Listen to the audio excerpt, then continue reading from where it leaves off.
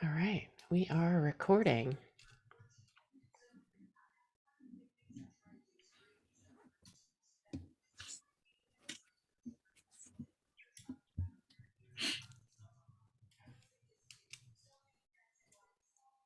Warmed up out there today. You been outside? Yeah, I checked the mail. Out back is warm. Yeah, I bet it is with the sun up. Yep. I think we picked the right side of the street.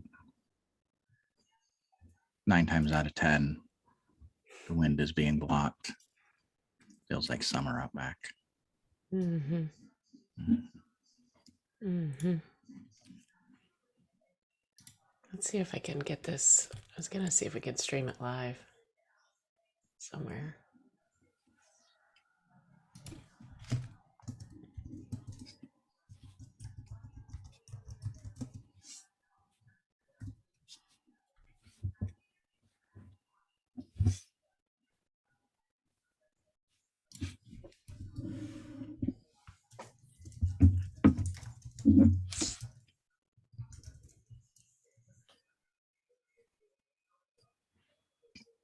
And would you, I know you will, but watch me on time.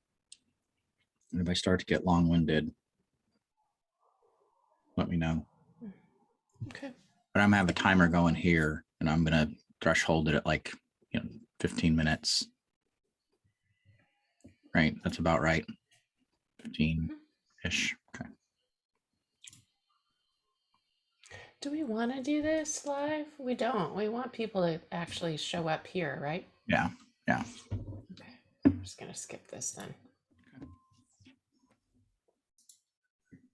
Now we can share the summary video. All right, we're about 3 minutes out. Okay. Go ahead. Well, if we really mess it up, then we can cut out the bad parts. Now that you're recorded saying that, I don't think you messed anything up. I don't know if there is anything to mess up. All right, Kim Trammell is on. Hey, Kim. We're going to get started here in a couple of minutes. On these webinars, the interaction is only one-sided. We need to catch up.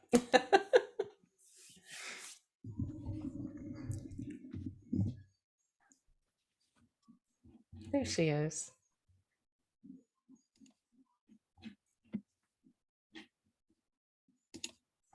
All right, Dennis, just a couple minutes.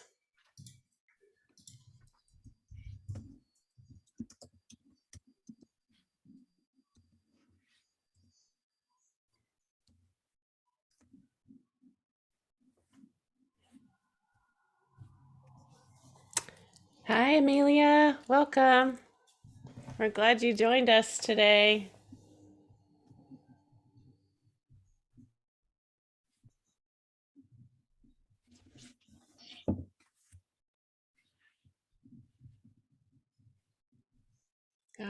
Howdy. I know it's like one-way conversation here. Thanks for using the chat window. That's awesome. We'll get started here in just about 60 seconds.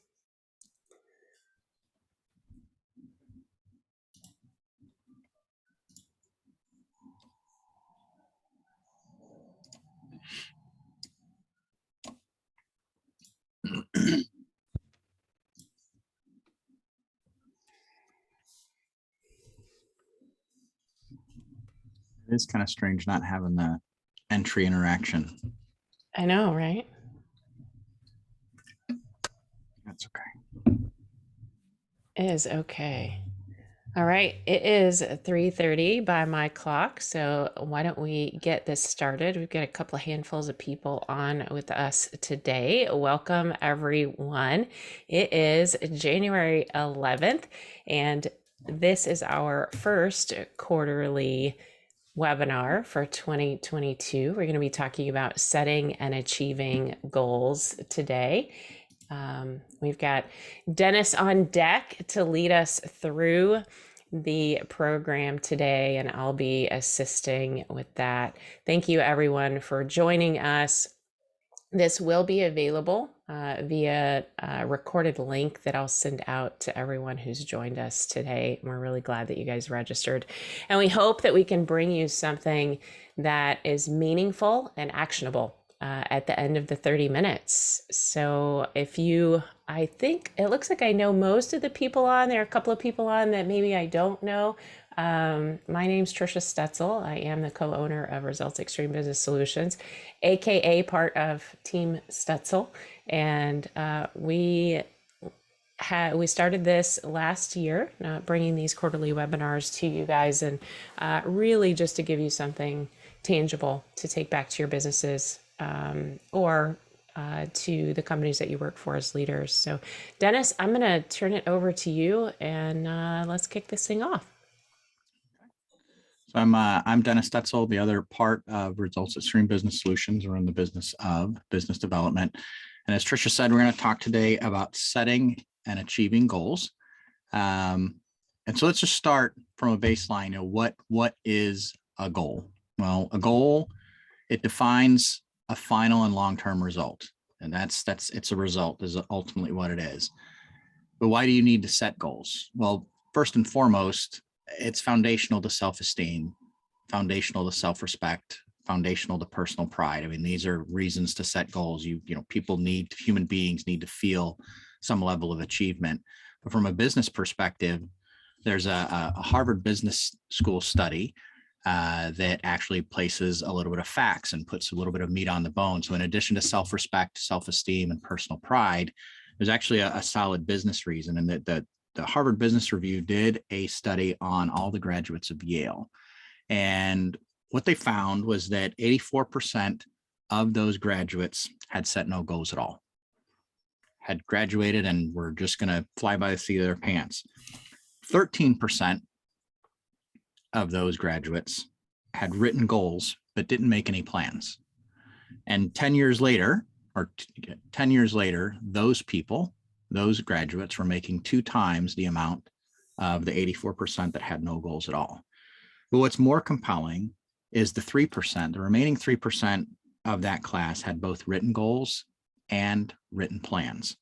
And those people, those individuals, those graduates were making 10 times the amount after 10 years.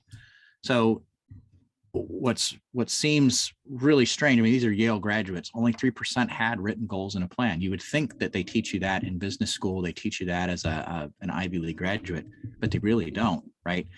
But 10 years later, those same 3%, they were making 10 times more. Now, why is that? Well, it comes back to, I think, you become what you think about most of the time, and that the conscious act of writing out your goals, when you force yourself to write your goals, you force yourself to really think about them. You're living them, you're thinking about them. And so by writing things down every day, you become, and you put yourself in a situation where you're going to succeed and you're going to achieve those goals. Now, once you have a goal, well, setting goals is one thing, right? And that is one thing. And there's a lot of different methods. There is the SMART goals, right? SMART goals: specific, measurable, achievable, realistic, time bound. There's hard goals: heartfelt, animated, required, difficult. There's WHOOP goals, there's OKR goals, there's micro goals, backward goals, values-based goals. There's all kinds of different methods for establishing goals and setting goals. But we're going to focus a little bit more on achieving goals. And we're going to talk today a little bit about the GOSPA method. So once you have a goal, once you've used any one of those methods to establish your goal, how you achieve it is taking that goal and identifying the objectives associated with that goal,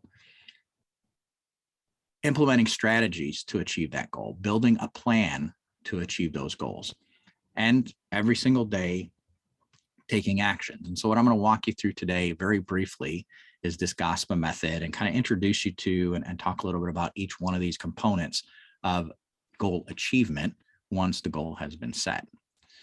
So let's start off with the objectives, right? The objectives are the sub goals that need to be accomplished, right, in order to achieve a goal. So what you start with is identifying the constraints or limitations, i.e. the speed at which, what's slowing you down the most. Second is the knowledge, information, and skills. What knowledge, what information, what skills are you lacking or do you need to develop in order to be in the top 10% of whatever industry or whatever business or whatever group, to be in the top 10%. And then additionally, who do you need help from? Who are the people who are going to help you achieve those goals? The constraint, it's that one obstacle that limits your speed. Don't focus on 3, 4, 5, 6, 7, 12 different constraints. It's what is that one thing, the one single thing that's limiting your speed right now, and focus on eliminating that. As far as knowledge and information, use the 80-20 rule. The constraint around knowledge is within you. 80% of that constraint, 80% of the knowledge is within you. Don't spend a whole lot of time focusing on things you don't have any control over. Focus on those things that you have control over and you can conquer on your own. And then people, who are the family, the friends, the colleagues, the coworkers, the partners, the subordinates? Who are those people that are going to need to help you to achieve those objectives? Who do you need buy-in from? Who do you need to work with you in order to achieve that goal? That's the objectives part of this.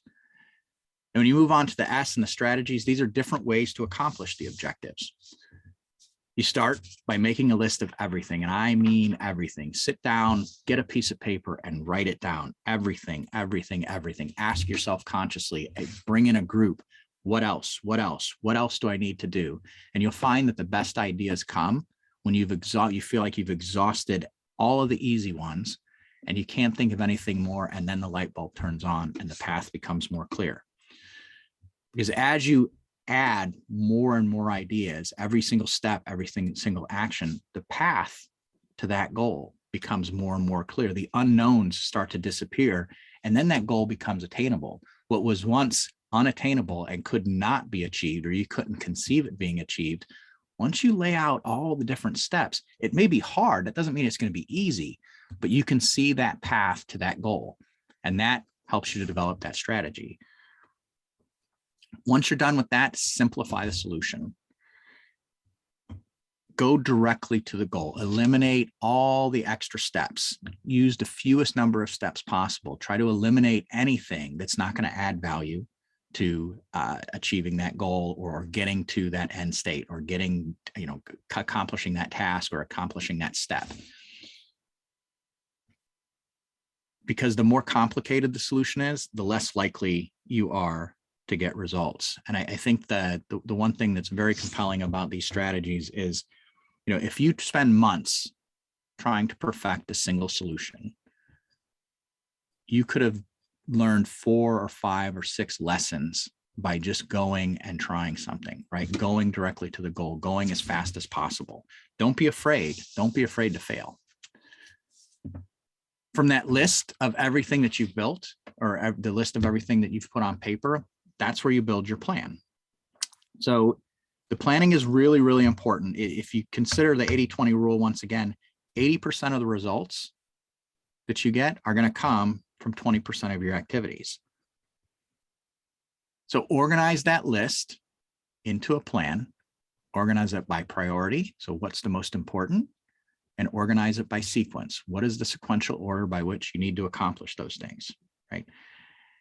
And then come back and revisit that plan regularly. So you've got your list of everything that you need to do. You organize it into a plan by priority and in sequence. And then you go back and you look at it and consider, has the situation changed?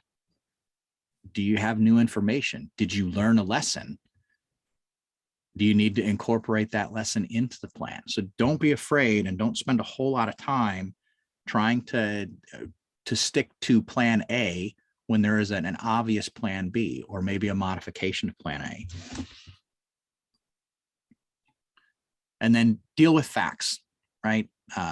Amazon talks a lot about failing fast. A lot of big companies talk about failing fast and moving on. You have to deal with facts. You have to deal with facts as they exist today, in the moment, right now. Don't be afraid to fail. Cut your losses wherever possible, and just be willing to admit, right? There's resistance. I need to take a different path, or a mistake was made. Let's do something differently, or the assumption was completely wrong. Deal with the facts and move on quickly, and deal with them as they exist today, and be prepared to change and adapt wherever necessary. And then the final little snippet in terms of the GOSPA method are actions. These are tasks that need to be completed in order to fulfill the plan.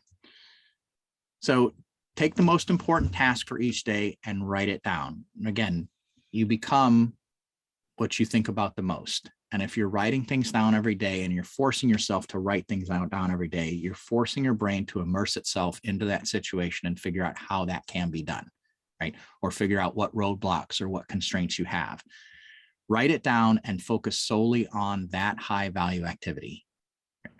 And then eliminate any diversions and distractions. We say, eat that frog. What's the most uncomfortable thing that you do first thing in the morning? Well, you eat the frog. If you imagine eating a frog, that's not very tasty.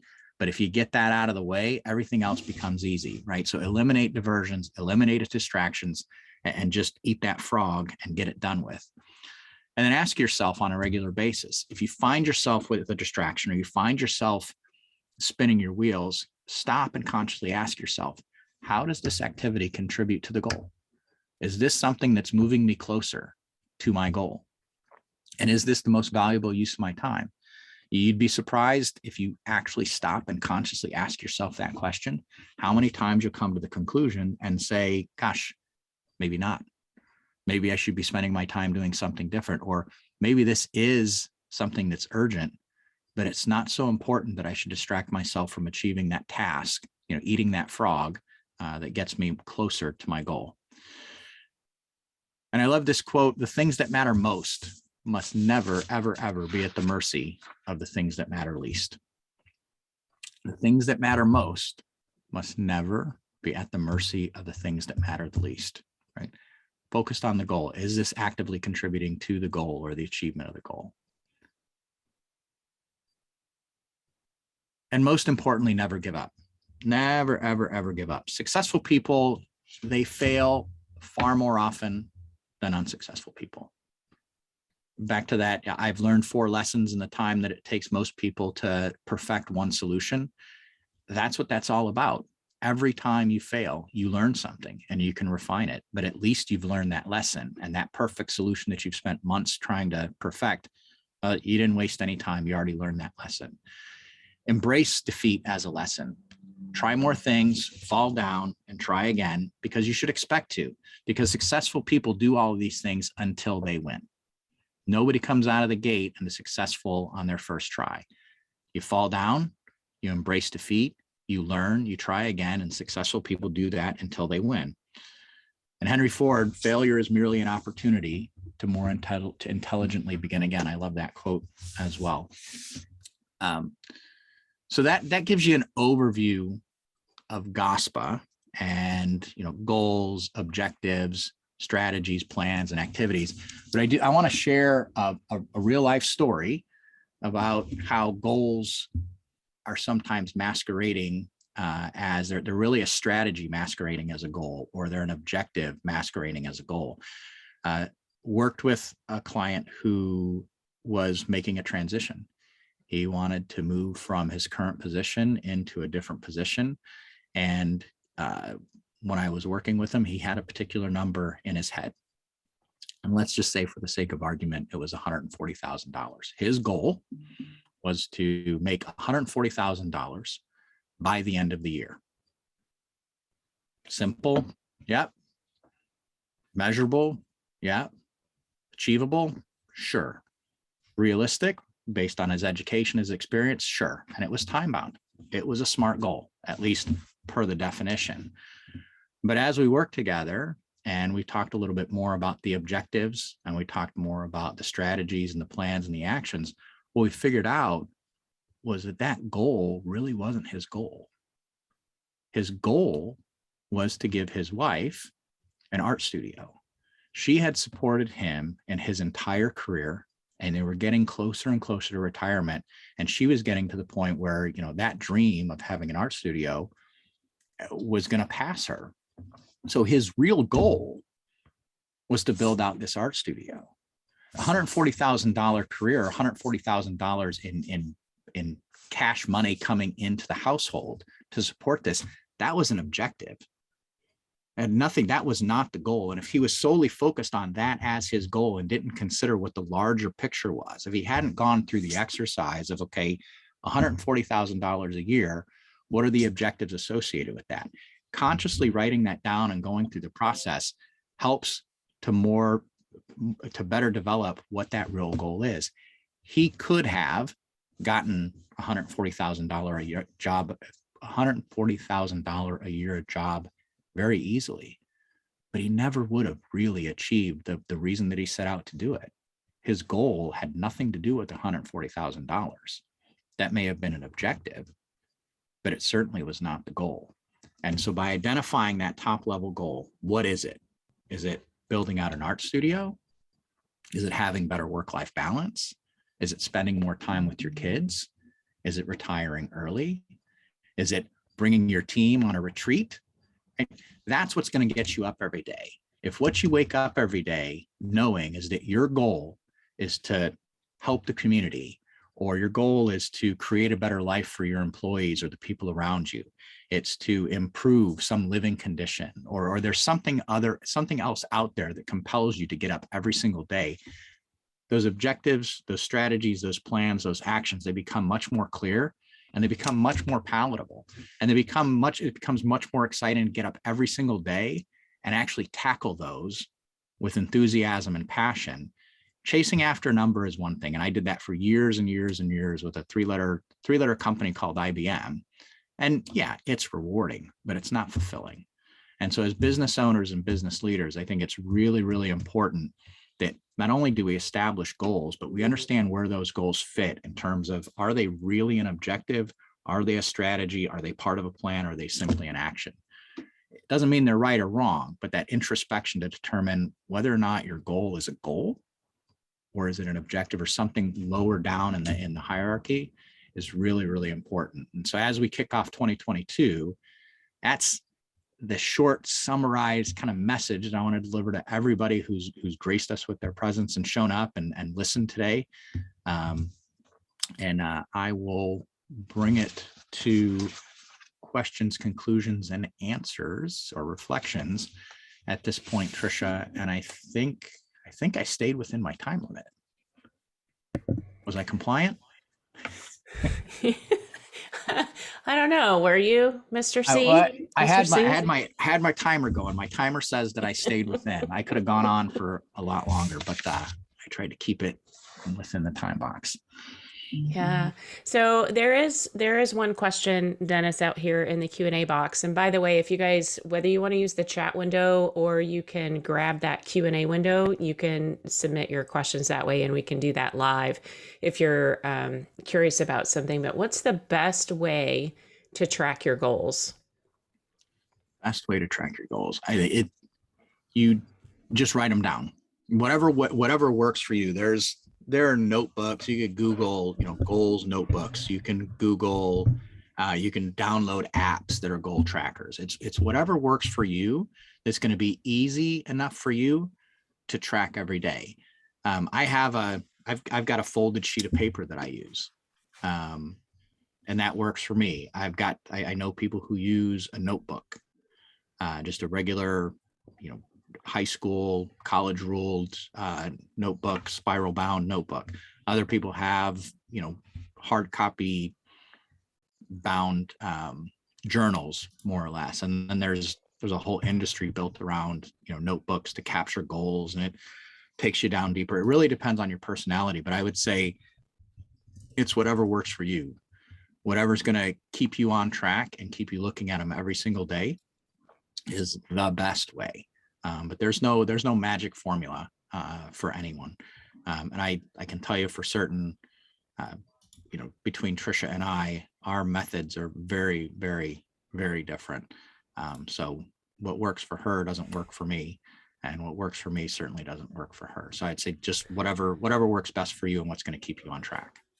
Yeah, and what I would add to that is, don't make it complicated. Don't try to go learn a brand new tool just because it looks fancy and you think it's going to keep you on track, because you're a creature of habit and you're going to do as much as you want to do. Make it easy on yourself. right? It's about creating a new habit. And as Dennis talked about, keeping a list on a piece of paper, whatever that looks like. There was a comment in here, Dennis, about I think achieving goals is the hardest part of all of this, was one of the comments in the chat window. And I believe that. I believe that. But you got to start with a list of goals. Yeah. And using this GOSPA method as you described it, I believe is very helpful, because once you get to the activities or the actions, right, the A in GOSPA, that's where the money is, right? If you're really doing those activities or those actions associated with your goal, that's what's going to get you to the achievement. And I think one of the other quotable quotes in some of the extended versions of this same kind of presentation is, a goal without a strategy or a plan or actions is just a wish. That's really all it is. So, yeah, the action, the Yeah. activity, action, action, action. What is it going to take you? Even if it's 1%, what's going to bring you 1%? What's that one action that's going to take you 1% closer? Unless you write it down and you take action, you'll sit at 0% in perpetuity. Yeah. So Kristen wrote in the Q&A box, I guess my hardest part is when goal setting, to make it high enough to work for, but not get discouraged when and if I don't. So high enough priority, I assume, Kristen, and try not to get discouraged when and if you don't reach that particular goal. Dennis, do you have anything on that?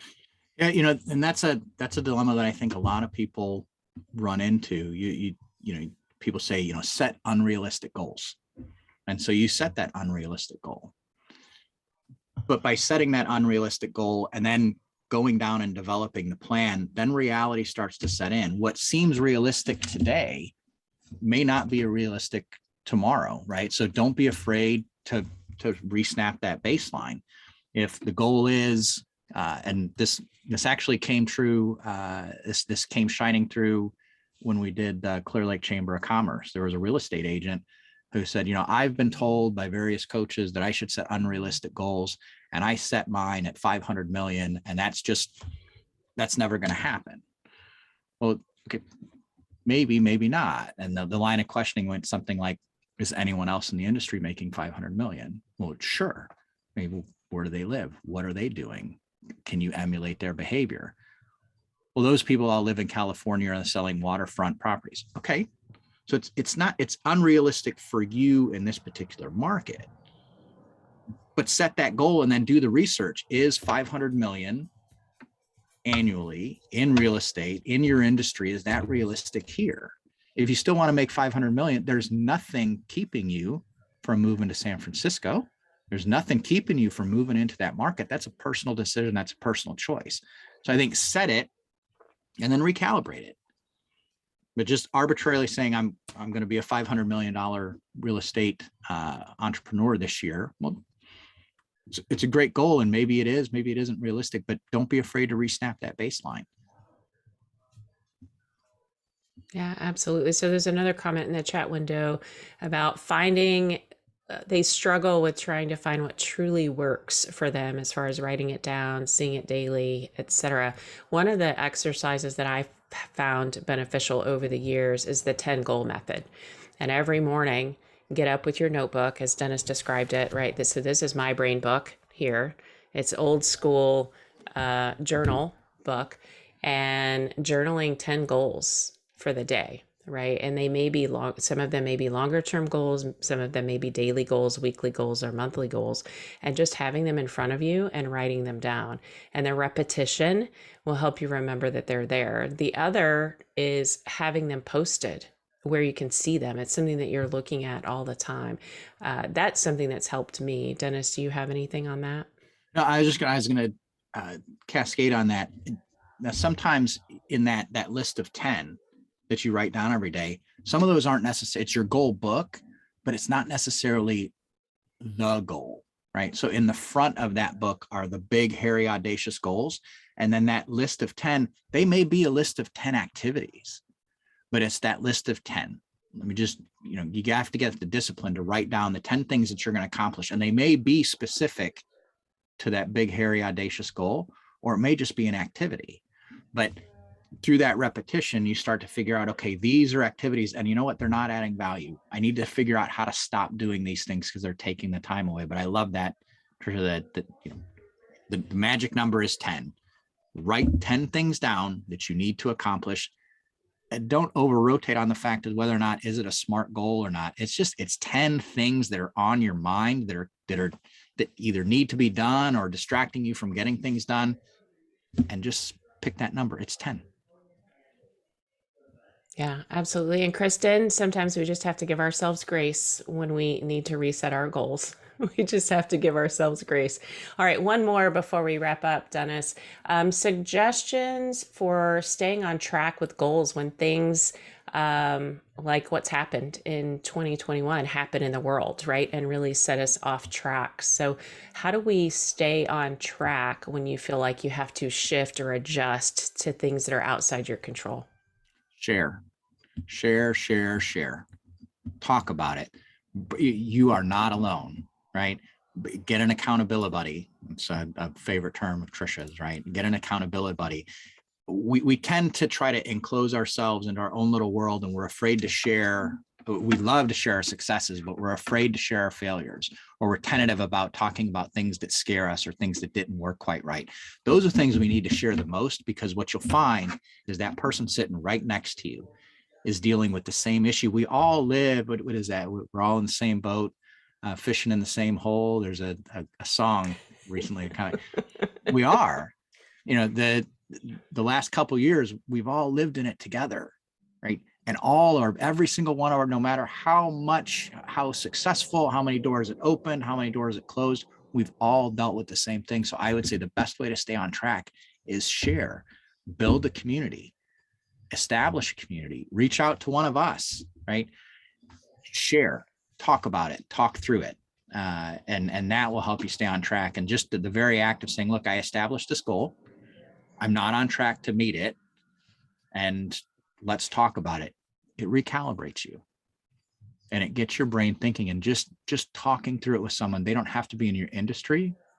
They don't have to be in your profession. They don't need to know anything about what you do. But that act of interacting with another human being and sharing with them what you're dealing with, and then realizing that you're not alone, is very therapeutic. And it does lead to huge breakthroughs. Yeah, which is another reason why Dennis and I love to facilitate groups. Some of you have been in those group courses, some of them only business, some of them I facilitated with Roxanne in a health and business wellness as well. But bringing people together to realize you are not alone. You are not on an island all by yourself. We are all going through the same stuff. So sharing, absolutely. And I'm going to encourage you, your big goal, your BHAG, whatever it is that you want to accomplish in the next 12 months, share it with everyone. We want to help you accomplish that goal. Share it with everyone. We want to hear about it. All right, Dennis, we're about 90 seconds from wrapping up today. We want to thank everyone who joined us today. By the way, we facilitate with the Texas Leadership Team a monthly mastermind, which is a great place to come and get information from other business owners. We always have a topic that we share, and that's happening this Thursday. It happens every second Thursday of the month. If you're curious about it, let me know, and I can send you the information. Grab the QR code on the screen. You can take a business growth score for you in your business as a leader. It doesn't matter whether you're in a profit or non-profit business.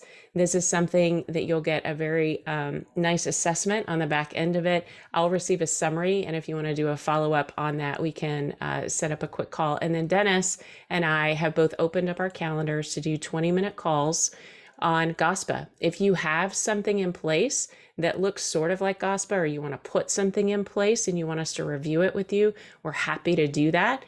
And if you don't have anything at all, we can still spend 20 minutes with you helping you get organized and figuring out what that looks like surrounding your biggest goal for 2022. We will be sending a follow-up email with the links to our calendar so that you guys have that. Again, thank you so much. It is 4 o'clock and it is my job to get you guys out of here on time. Have an amazing afternoon. Happy New Year. And we look forward to seeing you next quarter in April. Thanks, everyone.